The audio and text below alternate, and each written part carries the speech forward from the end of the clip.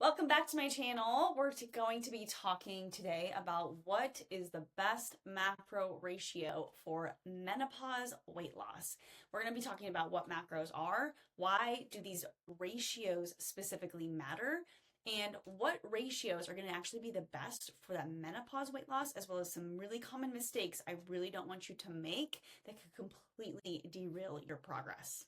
Today, you're going to come away with understanding my exact recommendations on what macros are going to work super great for you in menopause to lose weight, to lose body fat, to even build muscle, because obviously muscle is the organ of longevity and we want that. So let's get into it. Just like my client Martha, I worked with her for about the last year, and you can see her results right here. I'm going to put them up on the screen. She was super fit before. She was exercising well. She was eating healthy. Fitness is her lifestyle. She's a soccer coach and she's an athlete, honestly. But even in menopause, this like old body composition she used to have, she started to notice I'm not as lean in the midsection. I have this extra, kind of spare tire feeling in my midsection specifically. And man, I lost some muscle. What's going on here? How do I fix this? Well, we're going to talk macro ratios is a big part of this, but she was fit before, but her ratios of protein, carbs, and fats, what macros are, were completely off, and it wasn't giving her the stimulus she needed to build muscle for all the workouts she was doing. Like, she was working out, she was crushing it in the gym, but because she didn't give her body the raw materials to program in, hey, muscle's important and fat is not, we can release that, she wasn't seeing the results. So this is her journey with us as we programmed her macros and what her body went through over that time. We went through a reverse diet, we went through a maintenance phase, we went through a deficit, and then back into a reverse diet. So she's able to maintain this now at what we call maintenance and not have to do all of the other work we did over the last year. So what are macros anyways, right? What are these things called macros and why do we care about them? Well, macros are just proteins, carbs, and fats. It's what all food is made up of, or protein, carbs, and fats actually equal your calories that you consume. And we usually track this day by day typically, right? So everything you consume in a day has a protein, carb, and fat amount associated with it.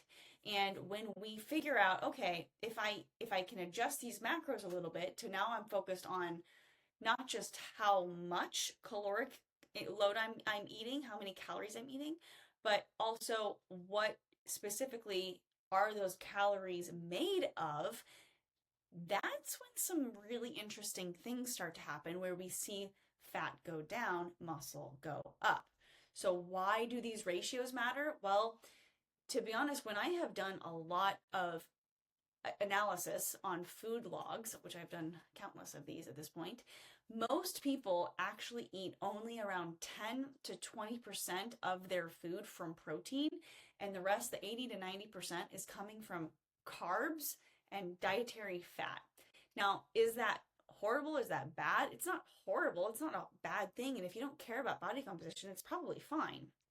As long as you're eating enough protein a day to get to your, needs as a human, that's important. But the thing when it comes to shifting your body composition, to lowering fat, to building muscle, you need to tell your body and give it the input to do that. So protein is actually the thing that helps build up our lean body mass. It helps create leaner body tissue, right? It builds more muscle. And it's literally what we're made up of.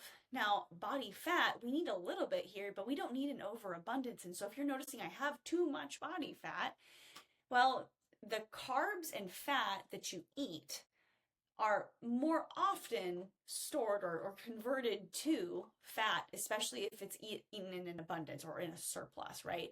Now, any of these things, protein, carbs, and fat, they can, if you eat too much, if you eat in a caloric surplus, they can create more body fat for you, but it is really, really hard to overeat on protein. So that's why we tell people, hey, if you eat a lot of protein, you'll probably not be gaining that much weight. In fact, you can probably eat as much as you want till you are full, and you'll probably not gain weight because it's really hard to overeat. You'll feel so full. What ratios are going to be best for menopause weight loss? Well, the best ratio is to bring everything back into balance truly.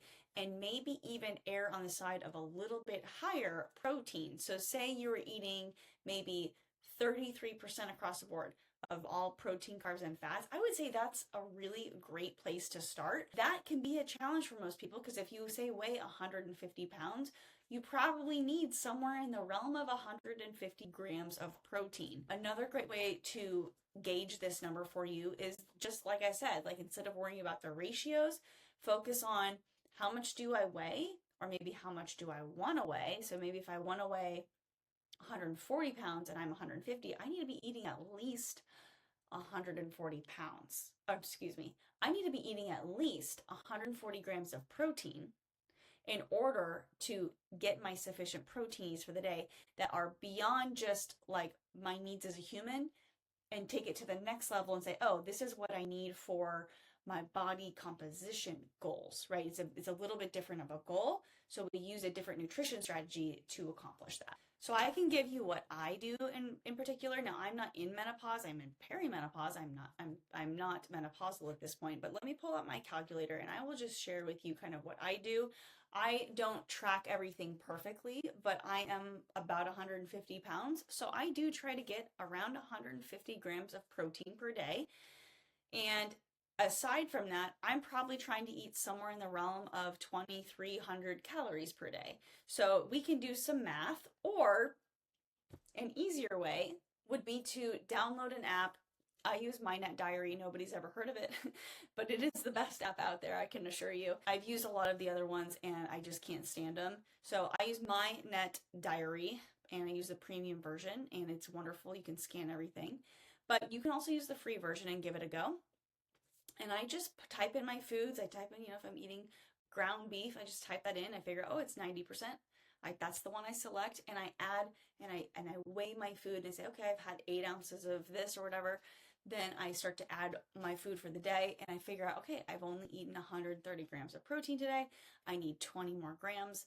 Then I'm going to try to accomplish that maybe with a protein shake by the end of the day. Or better yet, log all your food you plan on eating for tomorrow, and then you have a better understanding of, oh, this is going to keep me short, so maybe I need to add a little bit more. Maybe I need 2 more chicken sausages in the morning, or maybe I need to add a few ounces to my ground beef lunch or dinner or whatever it looks like, right? You need to maybe add a little bit of meat to that, or a protein shake somewhere in there, or some lean like 0% Greek yogurt or skyr yogurt. You could do that to add more protein to get that whatever deficit you have in your protein goal for the day.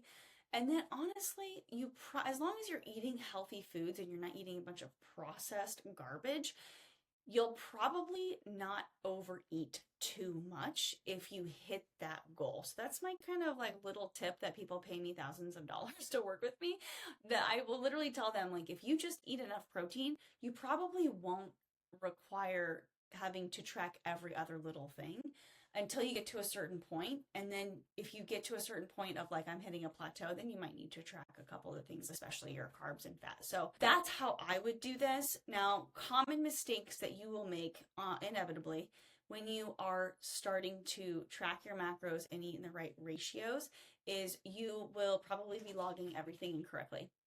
I'm just going to tell you right now, you're probably logging it incorrectly.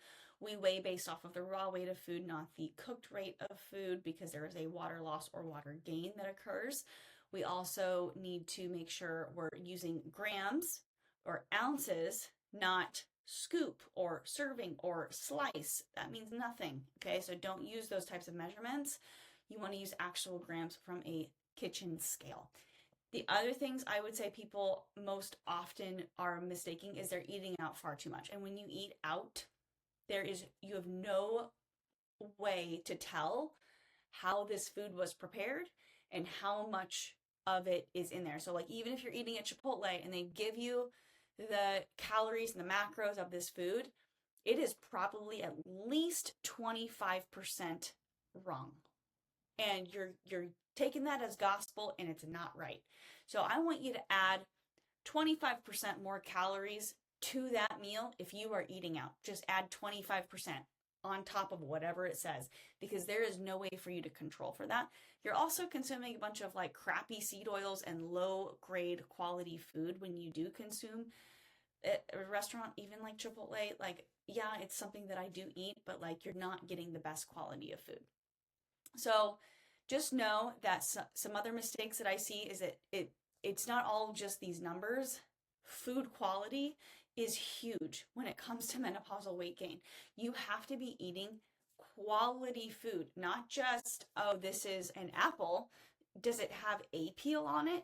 Is it organic? Like, where is it sourced and how is it grown? Because honestly, there is so much stuff that goes on in this country that I'm just like, be careful and stay vigilant, because there is just too much crap out there that I just am nervous that people are eating and putting these weird chemicals in their body that it does not know how to process this food.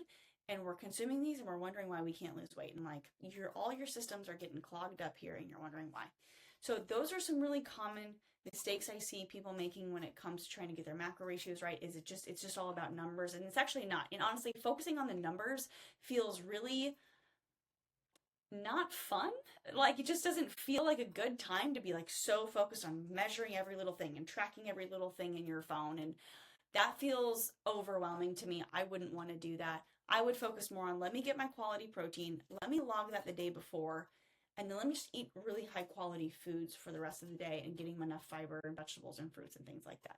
That is how I would approach this. But I would love to know your approach. I would love to know what questions you have about how to do these macro ratios for menopausal weight loss. Let me know in the comments below what you're trying to work through, and I'm happy to point you in the right direction.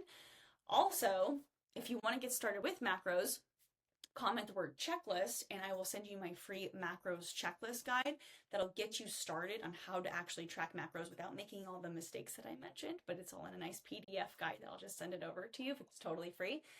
And also, if this was helpful, just be sure to like and subscribe, because I definitely put out more content like this for menopausal weight gain. So if you're into that kind of thing, follow along. Take care. See you next time.